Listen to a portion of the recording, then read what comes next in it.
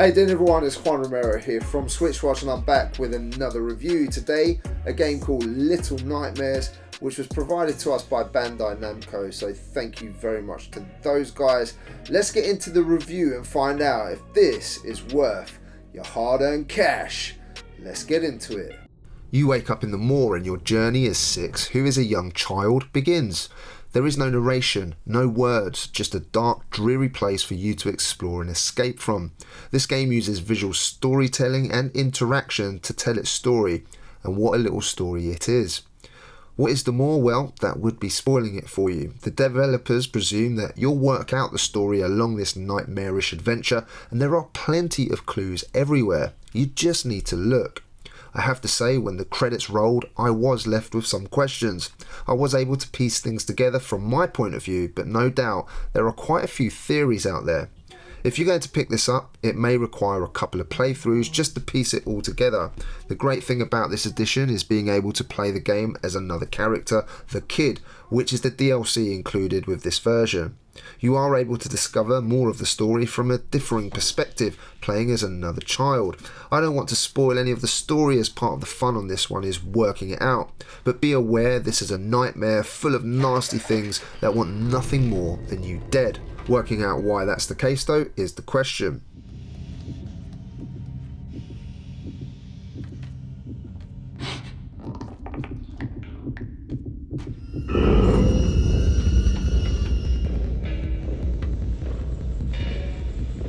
The audio in Little Nightmares is fantastic at setting an atmosphere where you feel like you're never safe. Creaks, noises from creatures, footsteps, screeches, bottles being knocked over. You dare not make a noise for the fear of being heard and caught by one of the enemies. As the player, you're trying to be as quiet as possible. The game is phenomenal at making you feel like there is a presence even when there isn't, and making your heart race when you hear something that you know is going to mean you running for your life. There isn't music as such, just a bunch of very atmospheric noises that are used to creep you out. I think the audio part of the game is crafted expertly and is very clever, and is also one of the very best aspects of this game. A good example is when you come across a pursuer and you can hear your heart racing as they know you are there. As you find a hiding place in the shadows, never has it been so terrifying waiting to be caught. The game does a great job of using sound to raise your own heart rate, that's for sure. The game uses lighting here to perfection in my view. Six has a lighter that she can use to illuminate the immediate areas, but the game is about staying in the shadows as much as possible. I love the way Six is depicted, wearing her yellow raincoat, which makes her really stand out against the dark backgrounds. The difference in this game is how it's a 2D game, but it uses depth to really add details to the levels. The fact that you can also control your player to move left and right, as in any normal 2D game, but then allows you to move forwards and backwards within the environments, really adds to the immersion. It also allows for some fantastic exploration and experimentation. The enemies look grim and nasty and just look darn right scary. The enemy with a distorted body in terms of dimensions, having extra long arms but a really short body, has entered my nightmares, always searching with his hands as you hide high up on a shelf. You are within a fingernail of being grabbed and it being game over. It's these moments where the game shows its visual flair and design. Animations are just so smooth and beautiful, even if the things animated are not. The camera in this game is also very good, panning out at moments, adding to the drama, and panning in also, giving you as the player differing perspectives. The game for Switch is fantastically optimised, and I enjoyed playing both on the move and in docked mode, although with this one I did really enjoy docked mode, so I could pick out all of those little important details which in a visual story told game is really important.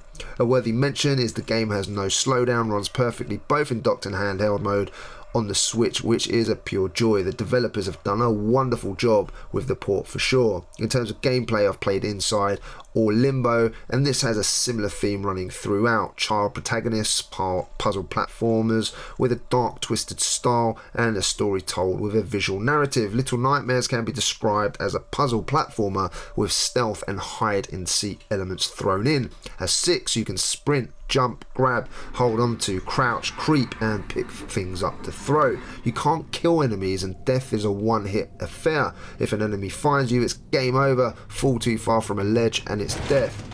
At 6, you always feel tense. You never know what little horrors are going to greet you around the corner or what puzzle you're going to be confronted with. The game likes to show you its enemies in all their glory, and the developer never shies away from showing you what you're going to be confronted by. Each enemy controls certain chapters. For example, the creature with long arms will confront you in Chapter 2, the horribly deformed cooks in Chapter 3, and the woman who haunts Six's dreams will be confronted at some point later in the game.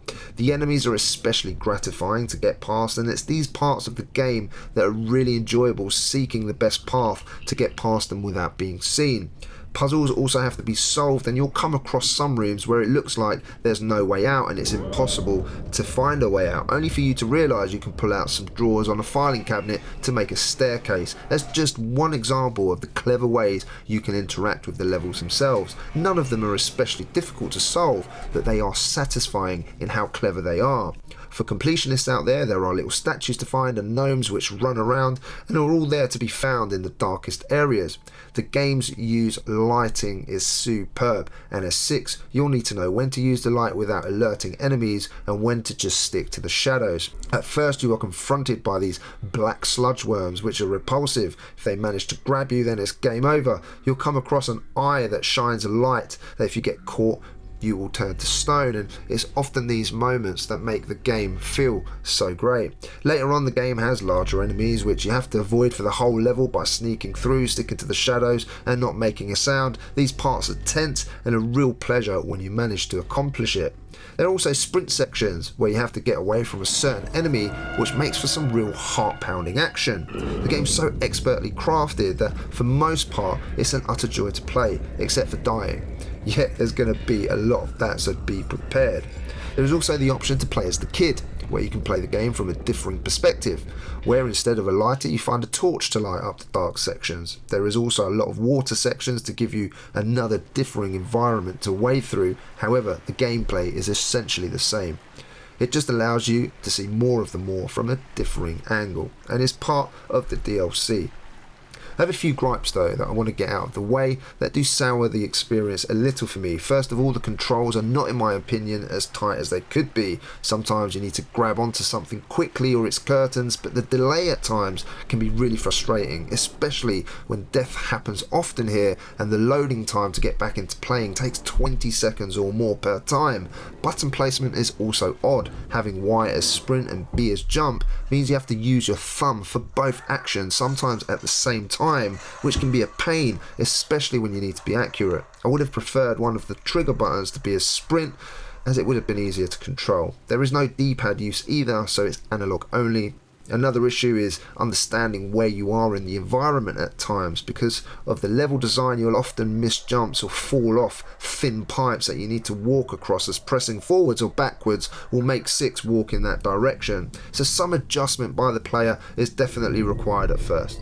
All of these though are small gripes in what is otherwise a wonderful game.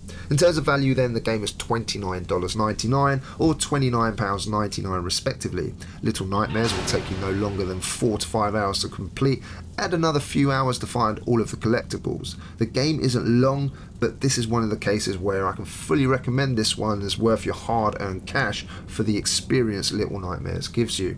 This is one game that I've completed and I want to play again. Factor in that this is also the complete edition with all DLC. The DLC adds another hour to the game or so. And for those who like to use their amiibo with games, then if you have the Pac-Man amiibo, this will work with the game to give you a little surprise.